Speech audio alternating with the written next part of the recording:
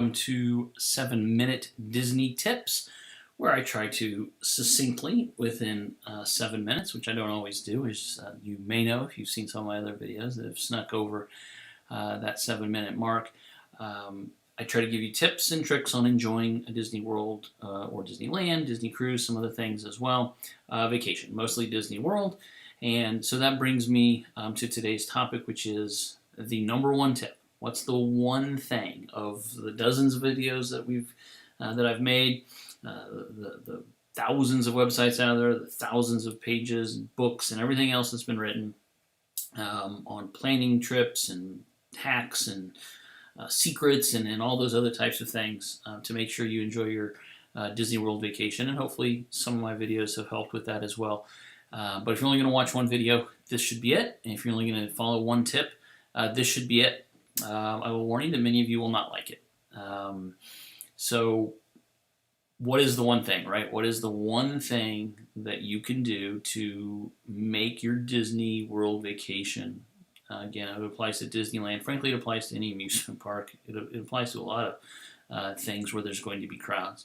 But what's the one thing you can do to really help make it more enjoyable? And when I say make it more enjoyable, for me and for many people that are looking at Disney World vacations, what I'm ultimately talking about are wait times for rides, like minimizing the amount of time that you wait in line, doing as much as you possibly can with the least amount of wait. That's what we're going for, right? And so the best way to do that is get to the parks early. And when I say early, I don't mean the park opens at 9 a.m. and I get there at 8:55, or I'm pulling in the parking lot at 8:40, 8:45, because it's a long way from the parking lot to the front gate, and it's even further back to the ride that you want to ride. When I say arrive early, I mean at least 1 hour before the park opens. You need to be in line, ready to scan your ticket and get in the gate. I'll talk more details about rope drop and what rope drop is at some of the parks. You may have heard that term. Rope drop is basically when you are then allowed to be on your own into the parks. And basically what they do is they'll let you into the gates early, but nothing's open yet. And so they sort of hold a rope, sometimes literally, sometimes figuratively.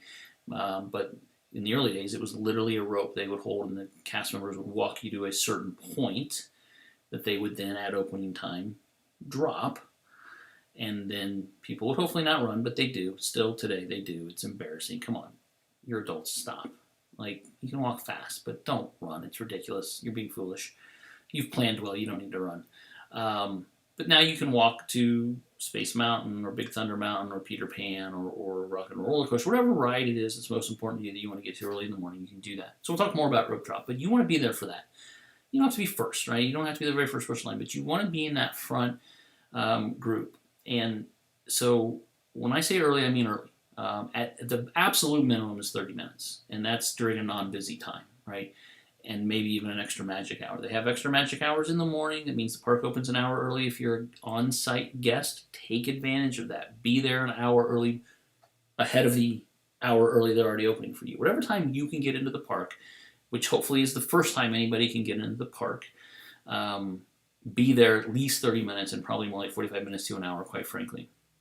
And that's going to give you the opportunity to ride a lot of rides early in the day with little to no wait times. If you just think about people's natural human behavior, they're on vacation, they want to sleep in, and I've got a video covering this. It can be done, but we're not those folks right now, at least for the purposes of this video. We're getting there early. There's just less people, right? The park has to absorb everybody, and people are going to go different directions. Most people are going to go to 1, 2, 3 things, but some are going to go to other places. But that is such a small fraction of people compared to what's going to be there 4 hours later or 5 hours later. You can do more before 11 a.m. You can do more, I'll say the first 3 to 4 hours. The first 3 to 4 hours, if you get there first thing in the morning, then you can the next 8. That's just a fact, okay? I've done it many, many times, begrudgingly with my family, but it works. It works every time. So you have to do it. That's the one thing, right? What's the one thing I can do? Get there early. And I mean early, right? Get there and be ready to go. Now, the argument against that is very quickly like, well, I'm going to save all this time waiting in line by waiting in line? Yes, but And that was me. I had those same arguments for a while, but think about it like this: the time you're waiting in line an hour before the park opens, nobody's gaining an advantage on you, right? You're waiting when nothing else is open.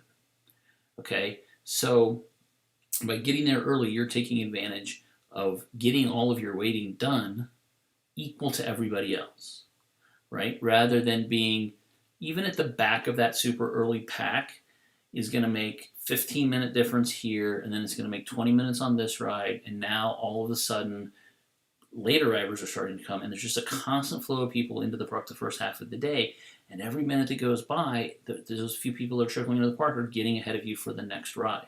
You eliminate all of that by being in early, and so yes, you are waiting, but you're not technically in line for a ride, right? They've got a little bit of a morning show at most of the places, one form or another, that give you a little bit of entertainment, not an hour early, but a few minutes before they open. And so it's not completely like you're just standing there with nothing going on around you. Strike up a conversation with the person next to you, get to meet some new people, whatever it may be.